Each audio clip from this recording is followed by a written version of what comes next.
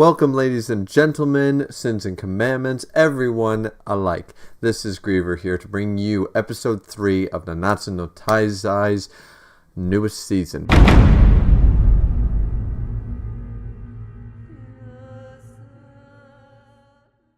This episode doesn't have a whole lot of information as far as plot relevance for me. I thought it was okay, decent animation and such. We get a cool fight scene and things like that, but there are some changes that I wrote down this time to make sure that I note when they happened and things like that.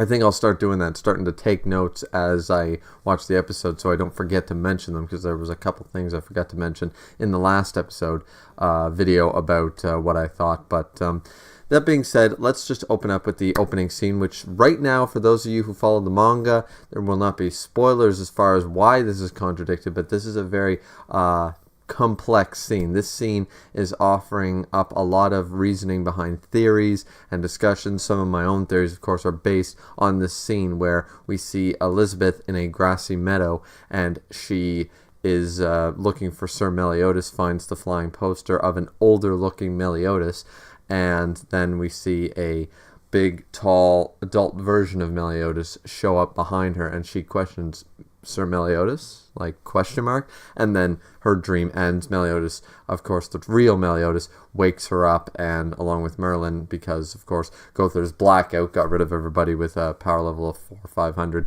and lower, knocked completely out.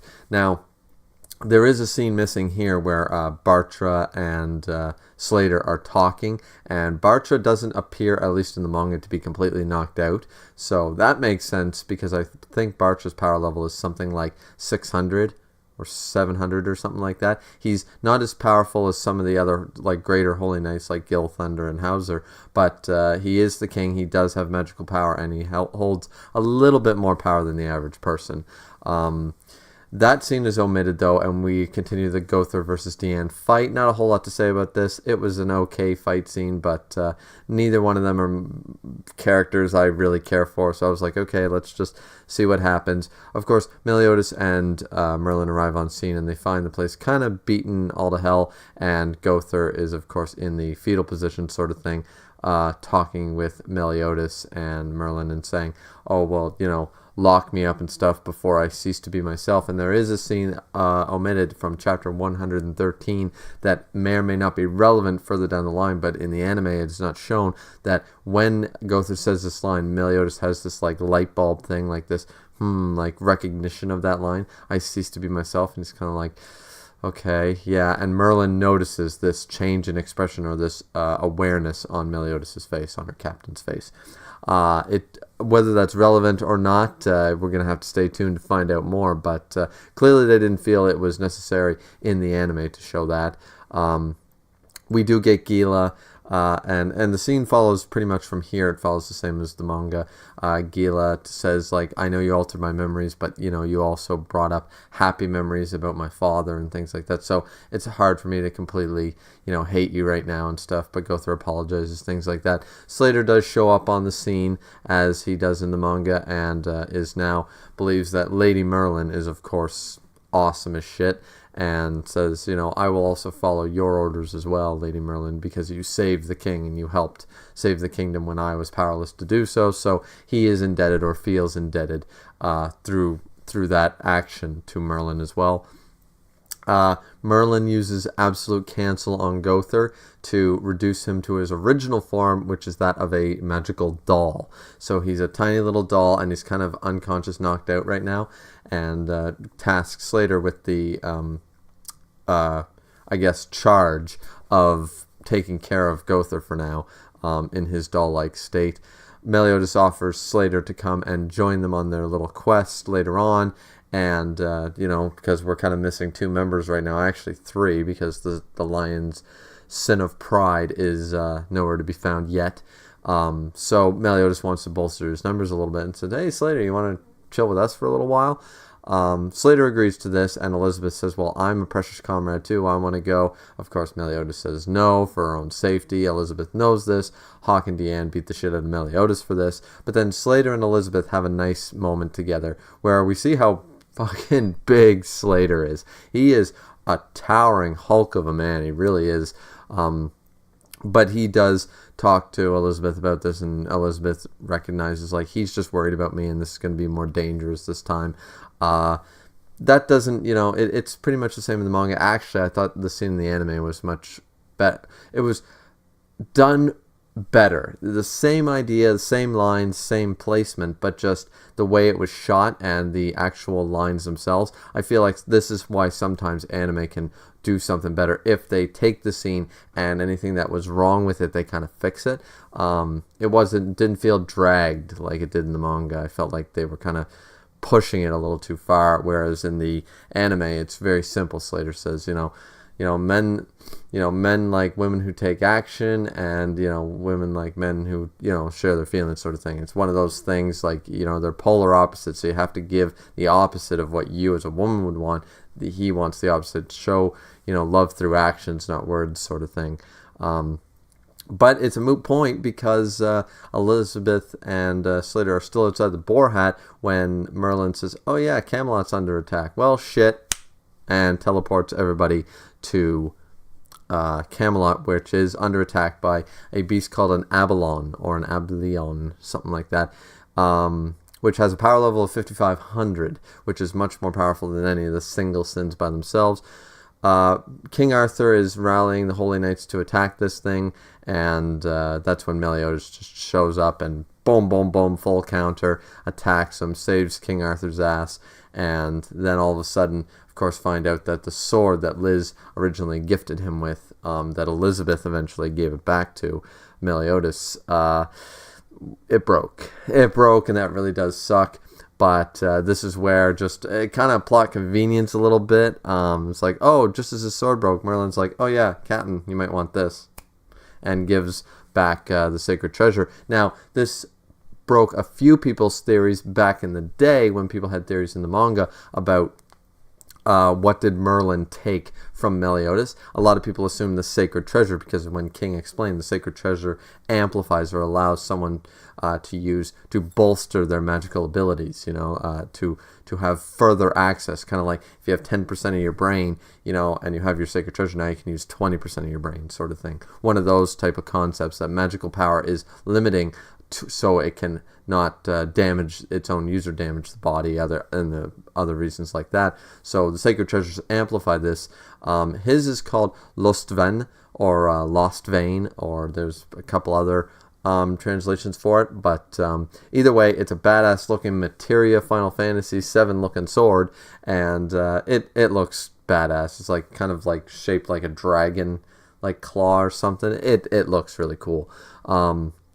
So he uses his abilities to basically, he splits himself 5 ways, and then full counters this thing and completely destroys it. And that's basically the end of that. We have some reaction shots, but they're not overly relevant. Now, during this whole exchange here between the Gowther fight and the when Gowther was apologizing and stuff, and the fight in Camelot, we cut away to the Ten Commandments showing up at the ruins of Danafor, where they notice that the place is completely in shambles, the big hole and stuff, and they're like, oh, yeah, guess Meliodas caused this. Yeah. At least I believe they're supposed to be in Danafor. I don't think there's anywhere else they thought of going to. They just kind of traced the magical power or something like that towards this. It may have been closer to Leonis, but that doesn't make much sense. I believe it was the hole at Danafor. Correct me if I'm wrong, guys, but I thought that that's where they were. But thinking back now, I don't think they ever really mentioned where they're at. They just noticed, like, look at this destruction. Who would have done something like this? And then they're like, oh, well, I can definitely sense that it was Meliodas. One thing I want to note here, though, is that Derriere, whose name has still not been pronounced, so I don't know if I'm pronouncing that right, but her tagline of saying my ass all the time is not prevalent yet. She's had a couple of lines over a couple of episodes now, and both of them in the manga had my ass, or, my butt or whatever, in reference to the fact that her name is Derriere. And it's not prevalent, or it's not here. It might be a translation thing. The subs might be wrong. But but so far I don't think she's actually using her tagline. That's kind of annoying. We see a shot of one of the other commandments, Esther Rosa, who looks shockingly like, of course, the adult Meliodas that Elizabeth had in the dream, albeit with different colored hair and the like, but still the same little goatee scruff and things like that. The episode pretty much closes out with cutting back to Bon, Jericho, and King. King getting ready to leave to go back to Leonis and see Deanne and stuff and confirm what Bon said. They notice that the forest is growing and all these things, and Jericho says, well, I'm going to stay. And that's when King goes, okay, this is very weird. The forest couldn't have even grown this much in this many years. And then we see a shot of Bon, of course, feeding the tree his immortal blood, the fountain of youth that he drank forcibly, is giving life back to the forest from whence it came, sort of thing. Then we see, now I don't know how to pronounce her name. I didn't know how to pronounce her name when I do my manga reviews, and I don't know how to pronounce her name now, and it's not really stated, but Gerhardi, I'm not sure, but she is, of course, it seems to be the advisor sort of person she's talking to Bon about how, yes, Harlequin, of course a human can't be the fairy king. Of course you're not a fairy king. You are simply nourishment for this forest, and we're using you. I mean, I'm not going to lie about this. Harlequin is still technically the fairy king. The fairy king is not something that someone elects, like the kings and queens of a human kingdom. No, the sacred tree decides, and currently right now you're simply nourishment. Harlequin is still the one to be king, and ironic since his name. She also brings up the fact that like once we're done draining you dry, like I have no connection here, and it's remarked about her having served a couple of generations now of different fairy kings. So she's a very, very old fairy.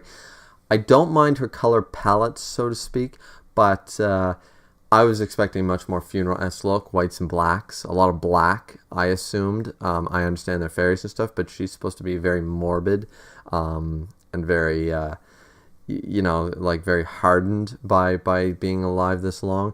And I expected, when I saw her originally in the manga, and of course black and white, but I definitely depicted her not being colorful. The other fairies, sure, and every time you see black does not mean that the color is meant to be black, but I really thought especially her headpiece and stuff would be in black, the veil looking thing. So that, it kind of threw me for a loop. I think my color palette's a better idea considering what we will later find out about her and her character and her connection to the other fairies of the forest.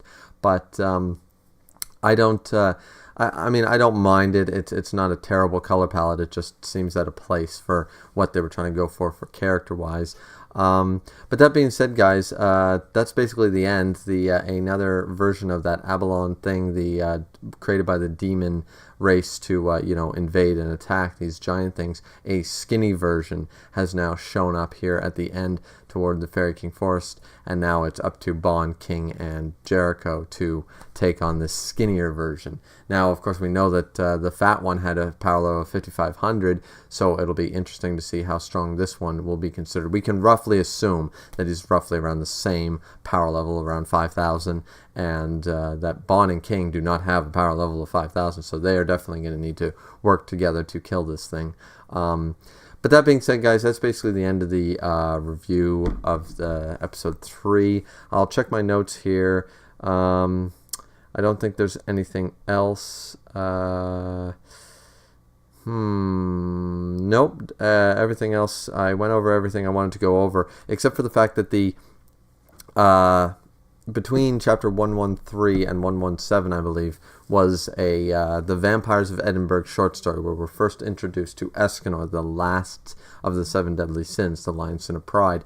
It was just a little filler piece, but I just wanted to remark on this because as I was reading the manga, of course, it came back through, and even though it's not prevalent right now, even as far as the current storyline in the manga, I would like to see, instead of doing a filler like they did last time, we should get a filler after this season of the Vampires of Edinburgh. That would be awesome to see that animated. Be really cool to see all the sins together, battling like they used to, 12 years ago, sort of thing.